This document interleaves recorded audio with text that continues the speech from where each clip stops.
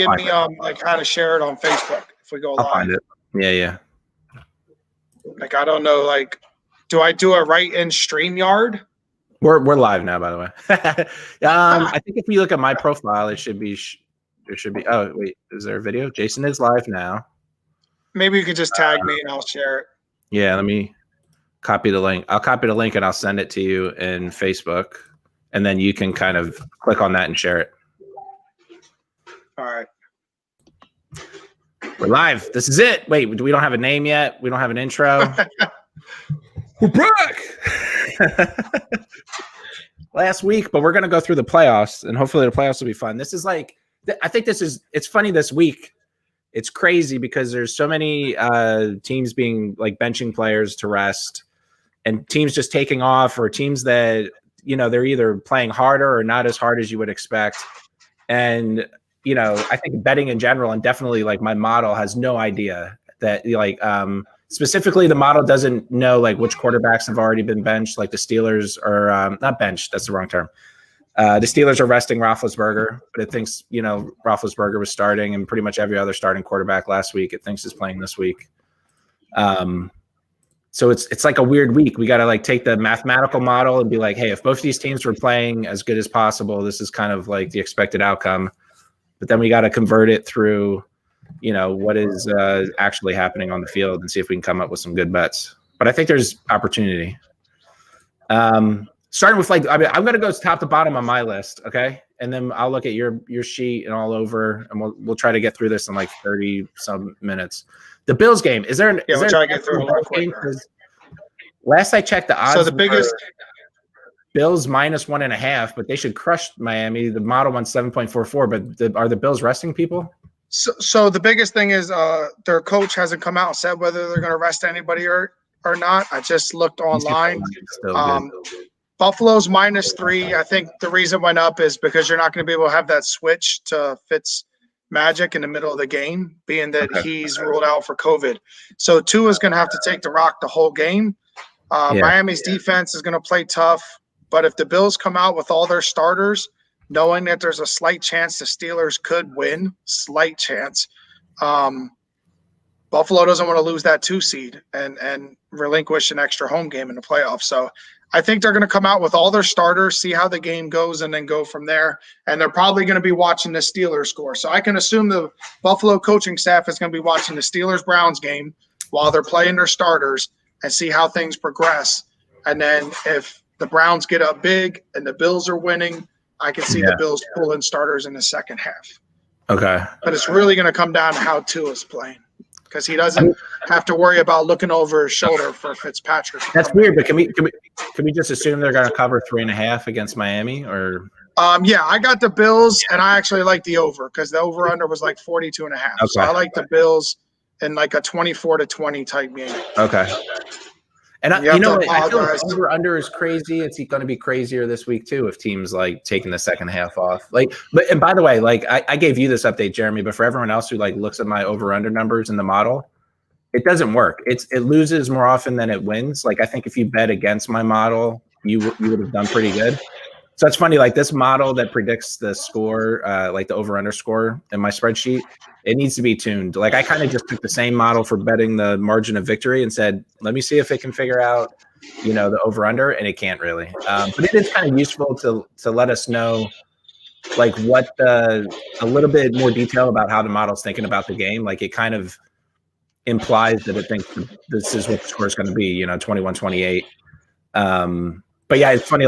So when you say you picked the over, I'm I don't trust my model. I would bet the opposite almost. But it is weird. It's one more data point. But so the Bills, and wait, you like the over in that too, or the? Yeah, I like the Bills and I like the over because it's sitting at 42.5. Yeah, 42.5. I feel like those two teams usually score a lot, but I guess all right. So I think we still bet the Bills, and there's a risk that they give up, and then you're all right, we bet on that game, and they gave up. Okay, the Ravens game, you said. Ravens. Yeah, we're not going to spend a lot of time on this. The Ravens, they've been playing great, probably better football than most. It's December. They're going to run right through the Bengals. They know this game. A lot is riding on it for them. They're going to run right through the Bengals. Give me 1 second, please. Okay. See, I don't know if they're going to cover 1.5. Or I'm not 1.5, 12.5. 12.5 is a lot. That's like,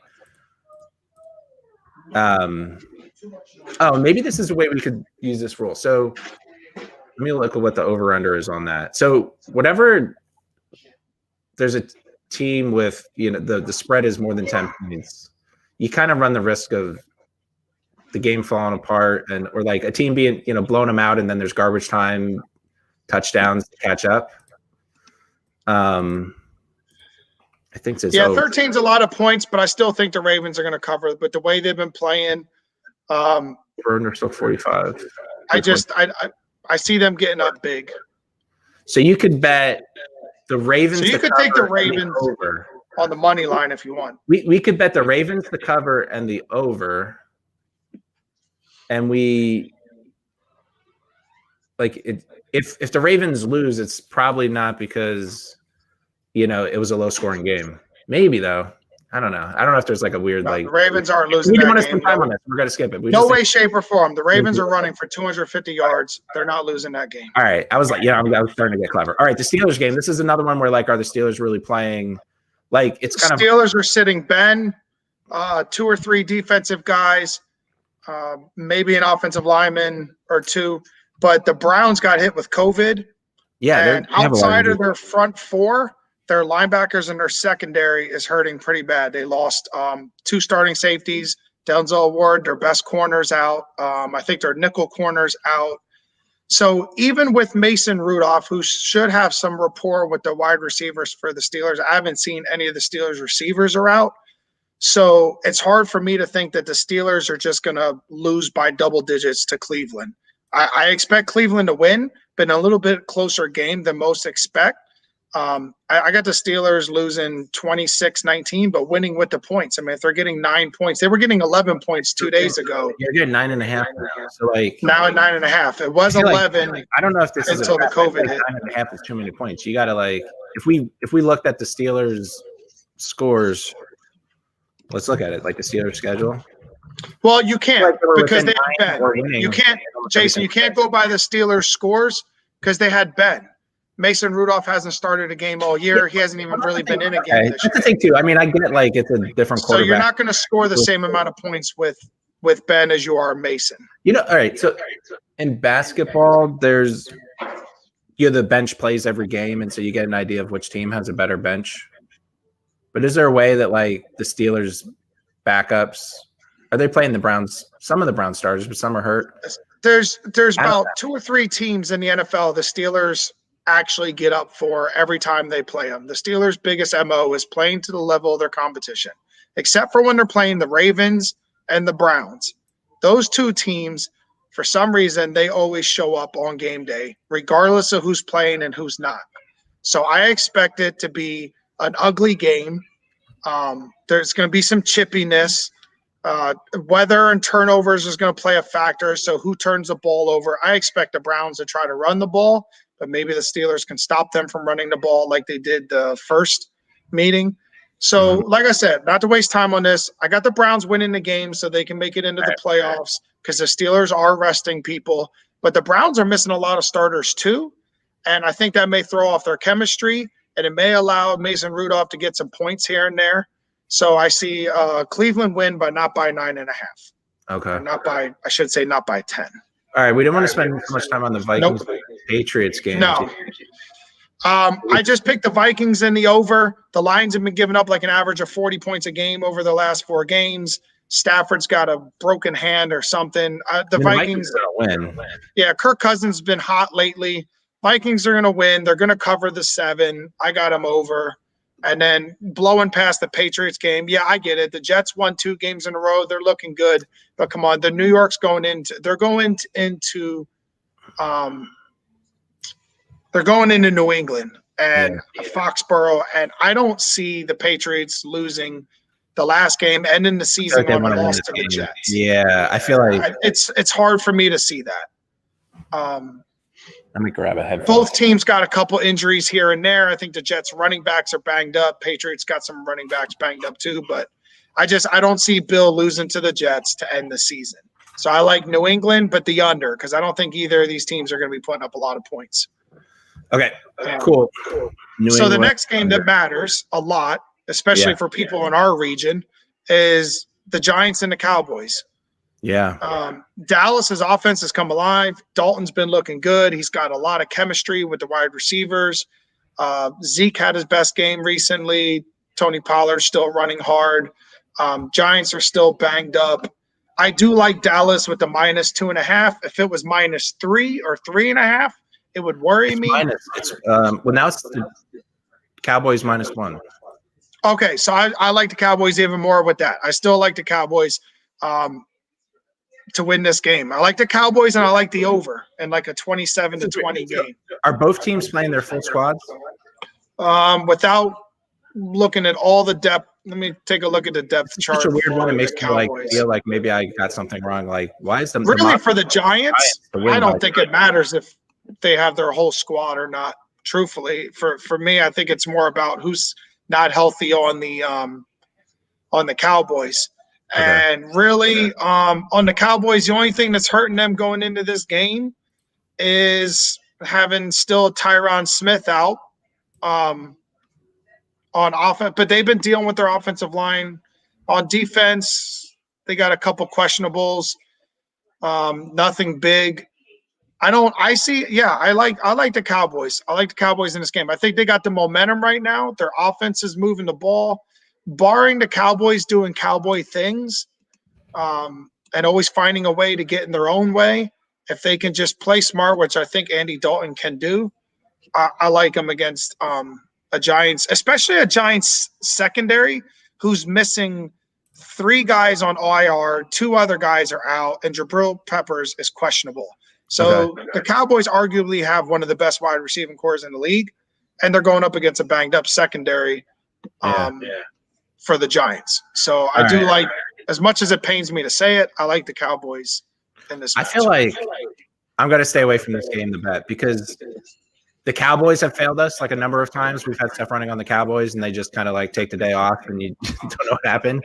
And then I don't know why, but the model's picking – the Giants by 10, and I don't know if it's a bug or what it is in it, but it's kind of like it might know something that and that's a lot of points. If it was like by 2 or 3, you're kind of like you take into account injuries and everything else, but like it seems like the model sees something about the Giants, so it might be interesting to watch, but I'm probably not going to bet on that one.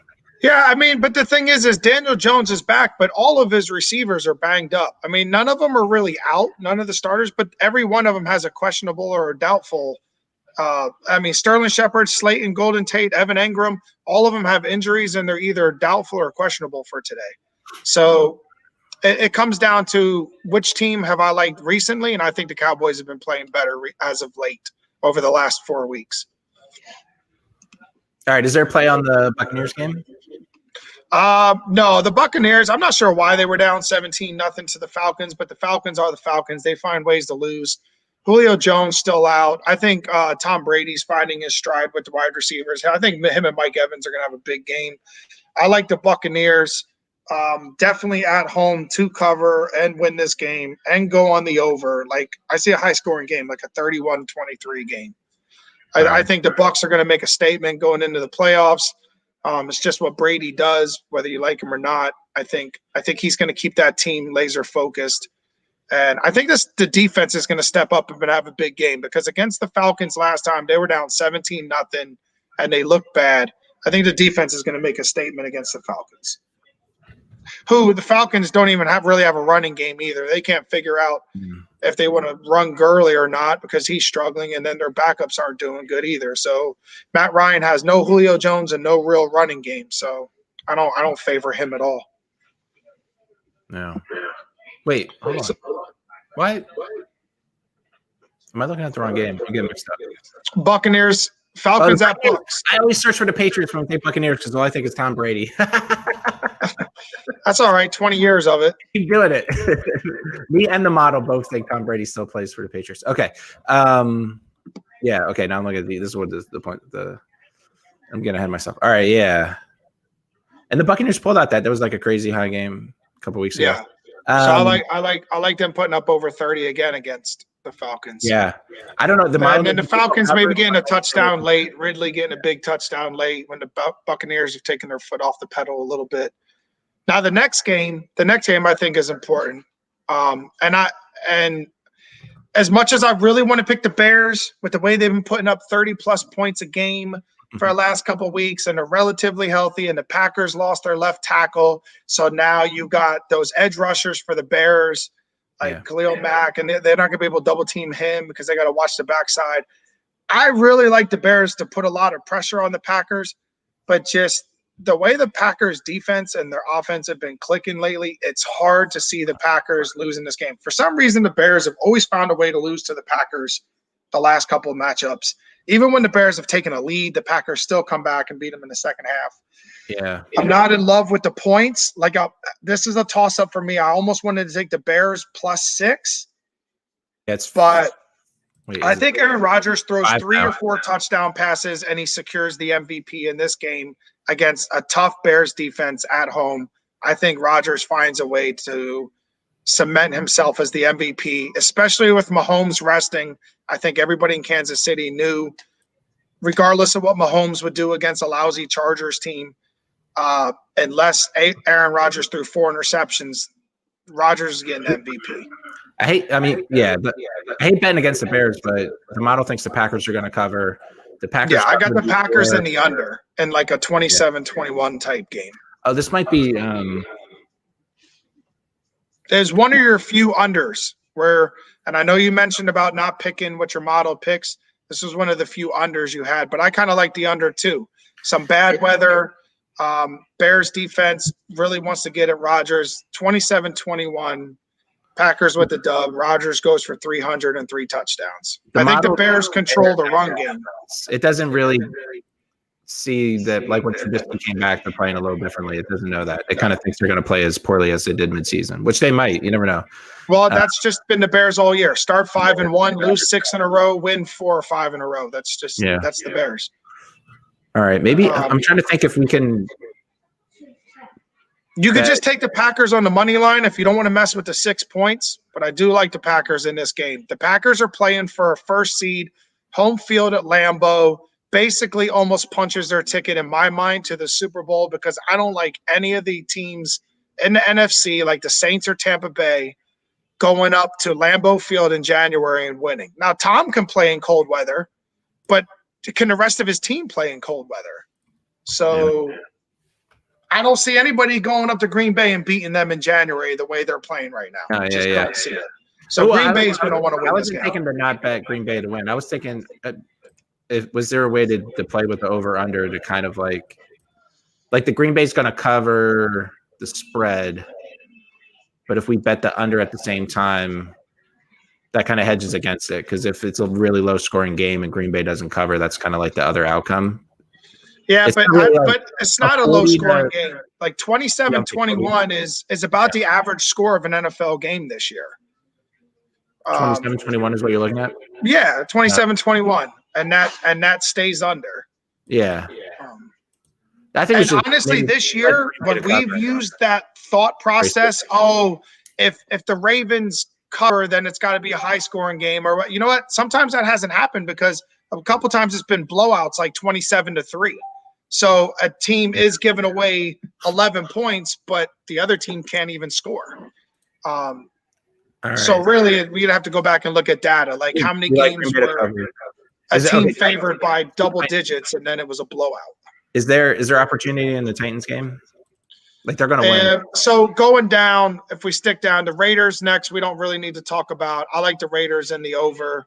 I feel like they're healthy on offense. Your is different from mine. Okay, where are you at?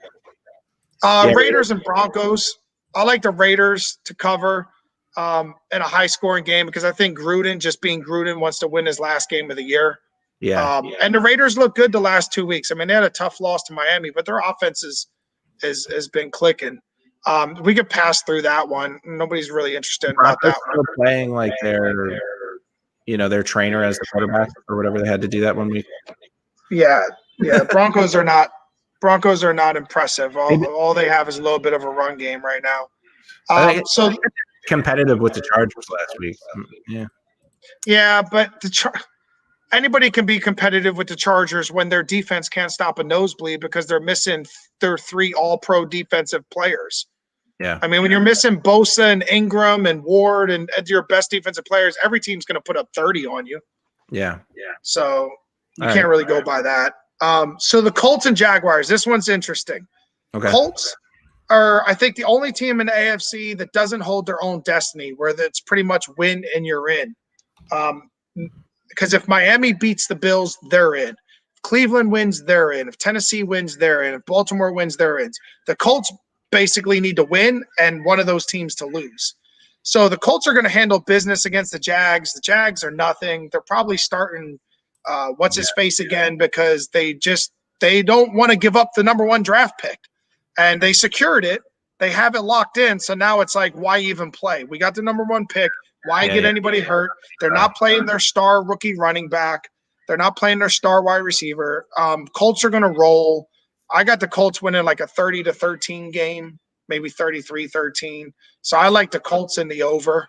Yeah. I think the Colts are going to put up 30 easily. So not to beat a dead horse, but I like the Colts in the over. Jaguars have mailed in their season several weeks ago. But they've been getting beat by an average of 20-some points a game for like the last 5 games. Yeah. Colts to cover here. 14 Chiefs points. and Chargers is interesting. Moving on to the next game. I like the Chargers. Why? Because Chad Henne is quarterbacking for the Chiefs. Nothing against Chad Henne, Reading/Wilson's own. But the Chiefs, they're going to try to be healthy. They're going to be resting some defenders too. Chargers, I think, what's his name, Herbert? I think he's going to be able to throw the ball over the field on the Chiefs. Chiefs got the worst red zone defense in the NFL. Chargers have 2 of the biggest, best wide receivers in the red zone, and Mike Williams and Keenan Allen. So I like the Chargers, and I like the over, and I like the Chargers winning by more than a touchdown, actually, like 27-20 or something like that. I think the Chiefs are mailing it in. They just want to see what some other people are doing. They know they got the number 1 seed. They're going to rest. Like an ideal version of this model would let me swap in like different players and stuff, and it would be able to figure out how Kansas City would do. But I mean, the model is confused on this game, so I'm probably not going to bet it. Yeah, it is. It also is a game to stay away from because you just never know, right? I mean, Chad Henne could come in, but I think Tyreek Hill is resting because of his hamstring. And Clyde Edwards-Helaire is out. So you got Le'Veon Bell. How much do they use him not knowing the status of Helaire for the rest of the playoffs? Because he is injured. So do you really want to get Le'Veon Bell injured too? And now you're stuck with your 3rd running back in the playoffs? Not really smart. So I think the Chiefs are really going to take their foot off the pedal in this game. Okay.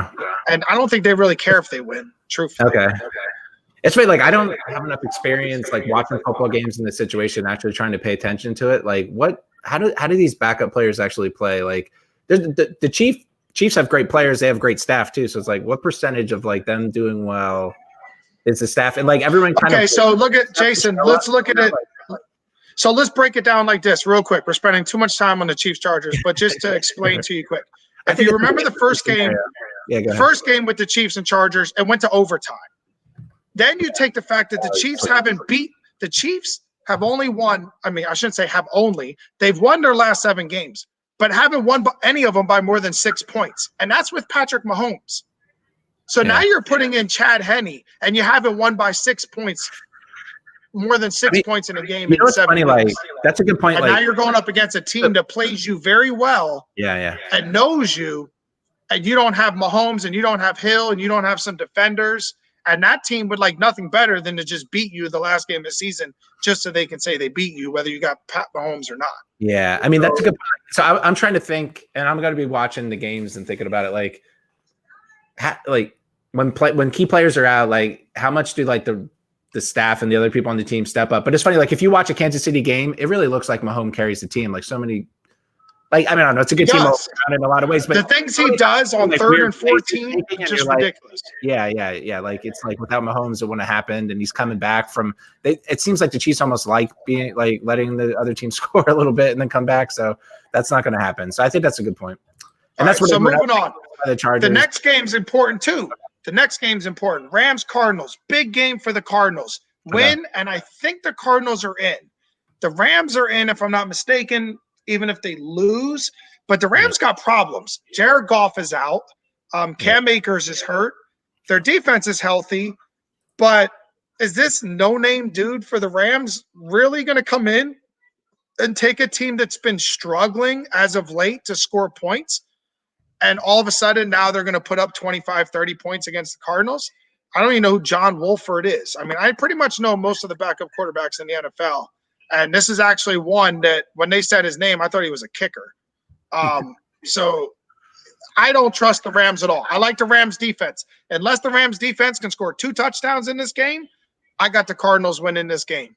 Even though I like the Rams defense against the Cardinals wide receivers, I think the Rams win this game. But in a close one. This is definitely not going to be a barn burner. This is going to be maybe a 23-19 game. The over-under is set at 40, which it's hard for me to not see an NFL game these days go over 40 because it's so hard for two teams for one of them not to score at least 20-something nowadays. Yeah. So I like the Cardinals. Oh, you like 23-19, barely covering by a field goal. Okay. I misheard you. So you think that you like the Cardinals to win? Yeah, I like the Cardinals to win and cover. Yeah. Yeah. This is a big game for Kyler Murray. This is a game that can solidify him for people to keep talking about him. You win a game at the end of the season, get your team into the playoffs, hopefully. You beat a good Rams defense, something to build momentum off of. If the Cardinals lose this game, then they need to put their tails between their legs because lost to a Rams team that didn't even have Jared Goff. Not that that's saying much. I feel like the Cardinals also had a couple like weird games where they let us down, and it's just like my memory. But so this is one where we have to like trust your numbers versus these numbers because there's so many changes in personnel. But it's weird. 10 points is a lot. Like it's for the model to think, or not. It's actually not 10 points. The model thinks that the Rams would normally win by 7. Yeah, with Jared Goff, I picked the Rams. If the Rams had Jared Goff, I would take the Rams. But they don't. They have some guy you never heard of. Yeah, so 7 points. Yeah, maybe. I guess. Yeah, it's funny. Like we'll see. Yeah. So moving on to the Cardinals to win, maybe not cover. Actually, like you get paid pretty well for the Cardinals to win bet. Yeah, so maybe that's take the Cardinals to win without the points. Just take the Cardinals on the money line. It makes me feel like okay. Seattle, you don't want to spend a lot of time on this. All right, no, we're not wasting time on this.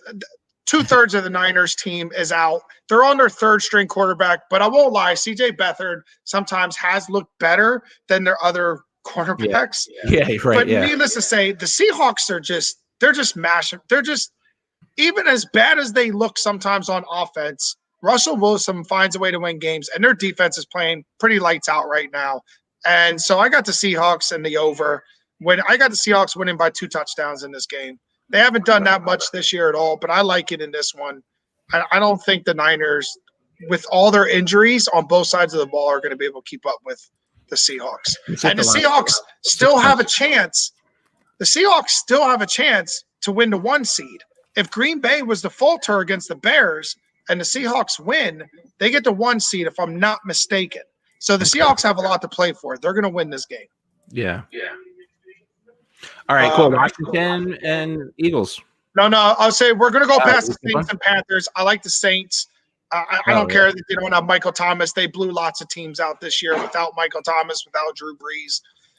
Titans are going to pound the Texans. I think Tannehill's going to have a great game against a terrible Texans secondary.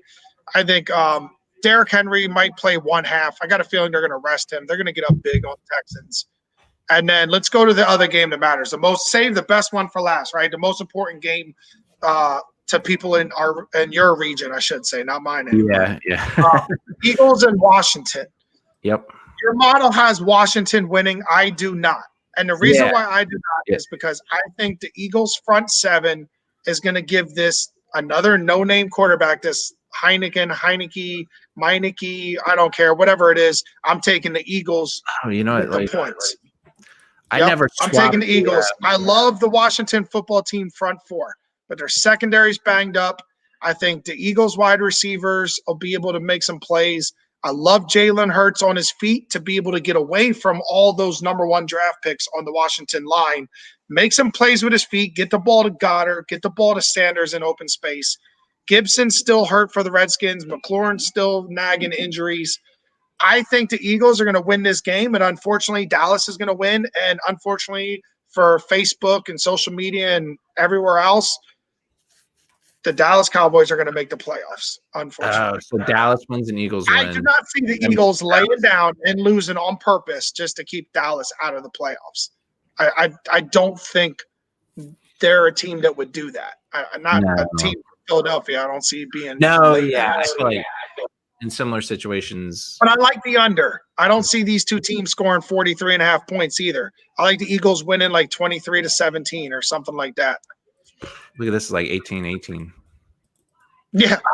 You bet on a tie? I wonder if I could afford a tie on DraftKings. This could be a 16-13 game. This could be one of those games that we said usually doesn't happen anymore thanks to teams not being able to play defense, pass interference calls all over the place. Can't breathe on quarterbacks. Time. Once they tied once. Have they gone to overtime a couple times? Who? The Eagles. I don't remember how many Eagles overtimes. It doesn't matter. But I'm like, maybe a prop bet that it goes to overtime might be good in this game.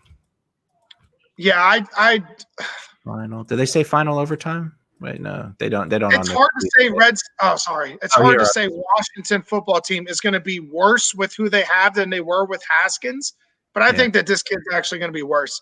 I think that I think Jim Schwartz is just going to dial up blitzes all day long, take chances. I don't think this kid's going to be good enough to beat the blitz all day. Okay. I could see the Eagles defense scoring a touchdown, maybe even their special teams. The boy Rager returning a punt or something. Yeah. I like the Eagles to win, and unfortunately, I think that puts Dallas in the playoffs. Like a note for the model is this is another case where like the Eagles have been playing better like the past 3-4 games, and that's because of Jalen Hurts. Yeah, but his QBR is really only 40. His QBR is only 40, which is weird. But I think he has been with the team altogether. They've been playing well, so kind of the model doesn't know that. It expects the teams to play the average for the year, and I guess Washington. They've been they're both these teams like lose so much they're crummy, but like I don't know if like Washington's definitely not on the same kind of like momentum that the Eagles are, and that might be enough to carry. They were for a little bit until Alex Smith got hurt. Washington had a lot of momentum there until Smith went down. But for the year fix for 6, I said I like the Ravens even -13. I like the Steelers with the points. The Vikings -7, the Packers -6, the Seahawks -6.5, and the Saints -6.5. I know that's a lot of big numbers. Yeah, but it's the risk I'm taking with all the COVID teams resting. A lot to cover, but that's kind of is that kind of what's going to happen this week? Is like the teams that want to win and get into playoffs are going to play hard, and we expect them to get out. And all those teams except one have something going on with the playoffs and seeding and momentum. Saints, Seahawks, Packers. I mean, depending on who wins or loses, depends on who gets the 2 and the 3 seeds. And then you got the Ravens. The Ravens have a chance to be either the 7 or the 6 seed, depending on what happens. The Steelers, granted, I don't think they care if they win or lose because I think they think the Bills are going to win. I would love for the Steelers to be the 2 seed and end up facing a Colts or Miami team rather than being the 3 seed and playing the Ravens right now. Because it's just hard to beat that team 3 times in 1 year. I think the Steelers have only done it like twice in the last 20 years. It's hard to beat the Ravens 3 times in 1 year. So I would much rather be the 2 seed, but I just think the Bills are going to take care of Miami and we'll be stuck the 3 seed. But I do like us getting 9 points against a Browns team that's missing a lot of their back half of their defense. Right. So, we like Buffalo to cover, but not better than these other 6 picks. What about the Colts to cover? I also wrote that as a pick that we might bet. I like the Colts to cover. I mean, the Jaguars have been losing by like an average of 22 points a game or something crazy. Would it replace any of these picks for 6 that you wrote down, though? If there was one if there was one that I told you the Packers-Bears one is a little iffy, but all the other ones I feel good about. Maybe the Steelers. Maybe if people really think Rudolph is going to get sacked by Myles Garrett 4 times and they're not going to be able to run the ball with him just like they couldn't run the ball with Ben. then maybe we drop the Steelers +9 and throw the Colts to cover in there. It really just comes down to like what people are comfortable with. I like the Colts to cover maybe more than Steelers +9, but maybe I'm being a homer because I don't want to see my team lose by double digits to the Browns. Yeah. But it's also the COVID thing. I'm looking at the Browns, and they're missing a lot of players, and they're missing a lot of chemistry because their players have been out, and their practice facilities have been closed for like 3 or 4 days. So not only are they missing players, but they can't even practice. And we saw what that did to teams like the Ravens, to the Titans, to the Steelers, to the Patriots. When you can't even get in your facility to practice and you're missing players, it's going to hurt you when you come out there on Sunday. Which games was Ben out earlier in the year? Do you remember? None. Oh, he hasn't been this year yet. No. So we'd have to go back to last year, and that's totally different. All right. I was trying to see, like, how did the Steelers play when they have a backup quarterback? Yeah, look at last year, the whole season. We were 8-8. It was kind of there you go. Just look at last year if you want to know how we played with a backup quarterback. Like they were out. Yeah, they had it was crazy the whole season. All right, man. So I'm telling you, I know those Eagles fans, man. I know they want their team to win this week, but they got to ask themselves, without looking at the time. Actually, you know what? Just for fun, let's look. I didn't look to see what times all the games were. I usually put in there the start times. I didn't do that. I just want to, before we get off, I know we're right at like where we wanted to be. Sure. I think, but I want to look at start times. I think that's important. Okay, so perfect. This is good. This is good info right here. So the Cowboys play at 1 o'clock. Right? So the Eagles will know whether they have a chance to put the Cowboys in or out. So if the Giants win, then it doesn't matter what the Cowboys do.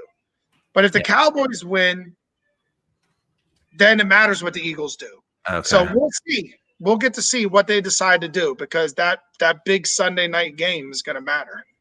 Yeah. So it's the same thing. So there's a trick, right? The Titans, if the Colts lose earlier in the day, then the Titans don't even have to win against the Titans. So now that's where the Tennessee, who's -7.5, if they find out that the Colts lost somehow, which ain't going to happen to Jacksonville, this is just one of those scenarios where what times team plays matters. That's going to shift. You really have to look at what time of your team's playing versus what the seeding is. Those games are at the same time, though. But halftime, we'll see what they do. So those are all going to matter. Depends on who plays when. Word. So Titans and Colts play at the same time. So teams are going to be watching each other. Does anyone? So really, it's all a big crapshoot because of seeding, teams laying off for draft picks, and COVID, and teams resting players. So this isn't exactly the best week of the season to bet your money, your hard-earned money, or your new $600 check. Yeah. But it's a fun week, right? It's a fun week because it's a complete crapshoot. You don't know who's going to do what. You're going to have some backup wide receiver go for 200 yards today. Yeah. Or some no-name running back go for $150 and 2 touchdowns. So we'll see what happens. All right. Or maybe Chad Henne can win a game. We'll see. I was kind of thinking about going all out betting wise, but maybe we want to conserve our bankroll going into the playoffs when we'll maybe be able to make like some better decisions. Yeah, I think that's a good idea. Okay. I say we just have some fun with today and conserve for the playoffs where you have a lot more data and information to work with. I'll use a smaller betting size, but I'll get back to you and everyone else then when I pick the bets out of this. And then we'll see what happens on Sunday. All right. Happy New Year from Canada, everybody. Happy New Year. Talk to you later, Jer.